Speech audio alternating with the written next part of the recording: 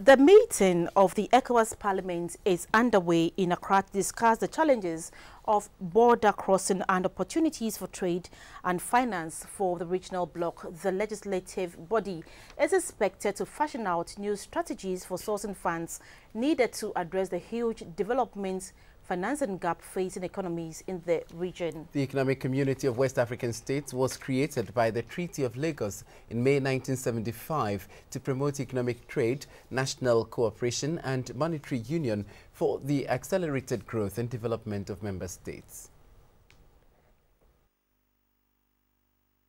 Nearly 40 years after it was established to fast-track regional economic integration, the Economic Community of West African States, ECOWAS, has not got much to boast of.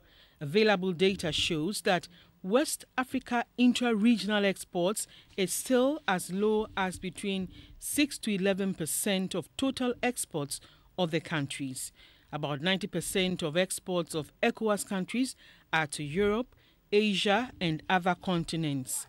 Importation from member countries is equally as low as 6.8%. At the heart of these shortfalls are challenges associated with border crossing within the sub-region and financing for developmental projects.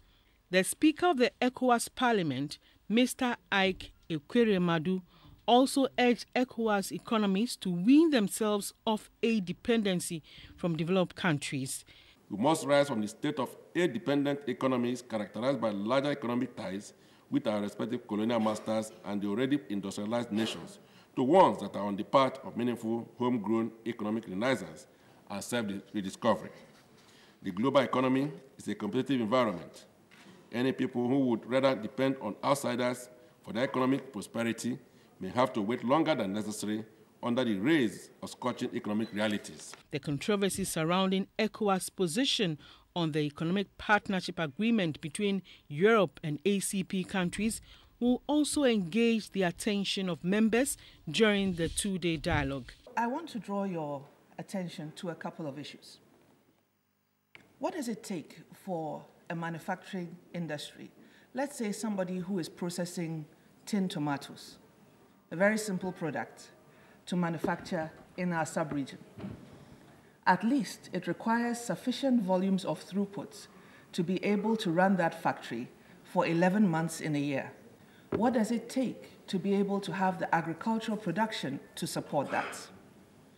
Can we seriously say today that our farmers who are operating small-scale holdings have sufficient capacity to be able to provide for our manufacturing industries? And if within a particular country we have shortages, with the way that we are implementing our ECOWAS trade liberalization scheme, is it possible to source raw materials from other member states, which, remember, should be coming in duty-free on a timely basis to be able to support industrial production in other countries?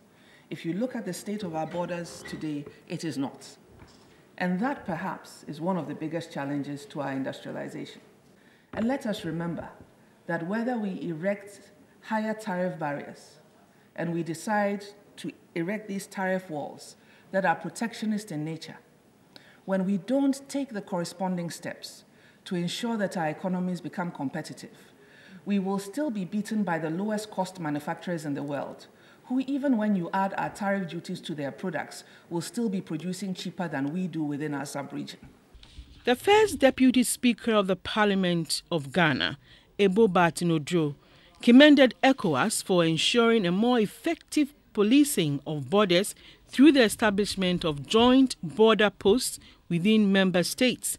He, however, called for more energy to be channeled into removing barriers to free movement of goods and services across borders in the spirit of effective regional economic integration.